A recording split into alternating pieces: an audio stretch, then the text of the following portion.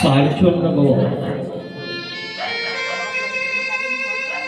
আমরা তো কলির মানুষ, তাই না? আমরা তো স্বার্থ ছাড়া কিছু বুঝি না। তাহলে এত সুন্দর সময়গুলো ব্যয় করে, কাল থেকে টাকা পয়সা খরচা করে এত সুন্দর করে সাজিয়ে হরিবাসর নির্মাণ করছে কেন? এইটাই আমরা জানি না।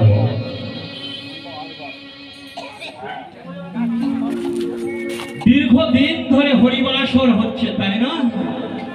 কত বছর? কেউ একজন বলুন, কত বছর এটা? এই হরিবাসরটা কত বছর হচ্ছে?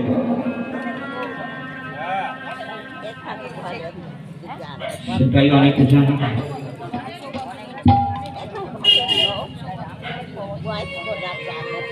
হয়তো 30, 35, 60, 70 বছর, তাই না বাবা? 60, 70 বছর হরিবাসর করে হরিবাসরে তো আসতেই জানলাম না গো মা।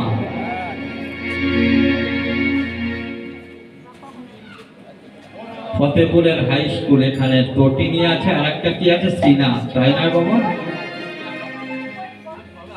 তটিনীর ড্রেস পরে গেলে শ্রীনাতে ঢুকতে দেবে তো?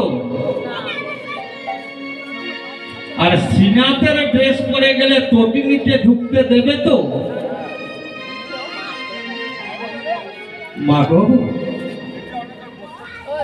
আমাদের সনাতন ধর্মে এইটাই দুঃখ গো। আমরা সব পারি, সব করি, বিয়ে বাড়িতে সুন্দর সুন্দর সেজে গা ভর্তি গয়না পরে শাড়ি পরে যায়, কিন্তু এই মধুর বৃন্দাবনে বলো না মা, আপনারা তো এসেছেন, বলো না আপনারা কি ঠিকঠাক এসেছেন? কেন গো? বৃন্দাবনে এসেছি, অতরূপ আবার তিলক সেওয়ালে।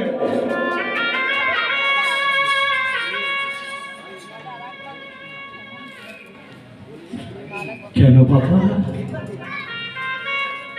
তিলক সেবা নিলে কি হবে মাগো? এটাই তো সংস্কার, এটাই তো শিক্ষা। কীর্তন বাবা ধেই ধেই করে নাচার জন্য নয়, আর কে আনিল রে, কোথায় ছিল রে, এই জন্য নয়। সারা বৎসরের পরে আমার এই কমিটির ছেলেগুলো যখন দৌড়ে দৌড়ে গিয়ে চাঁদা ভিক্ষা করে এসে এত সুন্দর করে হরিবাসর নির্মাণ করে, কিন্তু মা আপনাদের বাবাদের যারা বয়স্ক আছেন তাদের তো দায়িত্ব আছে। কীর্তনের আসর সেটাই বড় আসর, যেখানে 1 লাখ টাকা দিয়ে নামের দল আনতে হয় না, কীর্তনিয়া আনতে হয় না। 85,000 টাকা দিয়ে কীর্তনিয়া আনতে হয় না, 50,000 টাকা দিয়ে কীর্তনিয়া আনতে হয় না। আনতে হয় কি? ভক্তি।